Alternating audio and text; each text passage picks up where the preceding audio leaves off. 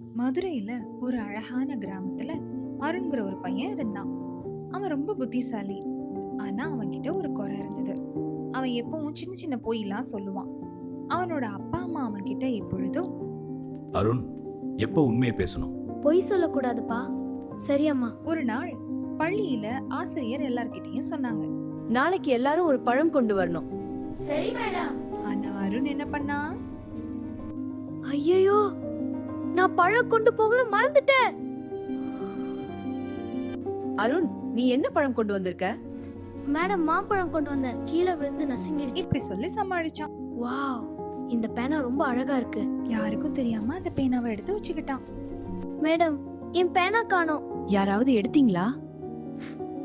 அருண், நீ பாத்தியா? இல்ல மேடம். மறுபடியும் அருண் பொய் சொன்னான். நான் வெச்ச பணம் எங்க போச்சு?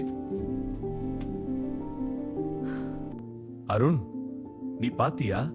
இல்ல அப்பா. அவன் சொன்ன பொய்யெல்லாம் உட்காந்து யோசிச்சு பார்க்கும்போது ரொம்ப நான் இவ்ளோ வருத்தப்பட்டான். பொய் சொன்னேன். இப்போ யாரும் என்ன நம்ப மாட்டாங்க. இனிமே நாம திருந்திடணும்னு முடிவு பண்ணோம். அப்பா, நான் நிறைய பொய் சொன்னேன். என்ன மன்னிச்சிடுங்க. இப்போ நீ நல்ல பையன். அவங்க அப்பா அதுக்கு அவனை பாராட்டினாங்க. நான் தவறு பண்ணிட்டேன்.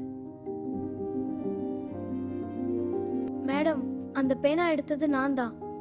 உண்மையை சொன்னது நல்ல விஷயம். மன்னிச்சிடு கார்த்திக். பரவாயில்ல, நீ என் ஃப்ரெண்ட் தானா?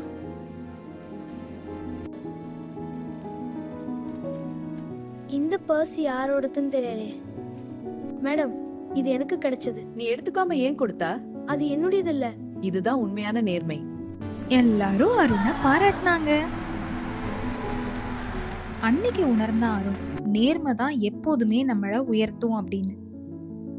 நாம சொல்ற போய் அப்போதைக்கு நமக்கு தற்காலிகமா மகிழ்ச்சியை கொடுத்தாலும், நாம உண்மையா நேர்மையா இருந்தா மட்டும்தான் வாழ்க்கையில என்னைக்குமே ரொம்ப மகிழ்ச்சியாவும் சந்தோஷமாகவும் இருக்க முடியும். இதை ஞாபகம் வச்சுக்கோங்க குழந்தைகளா.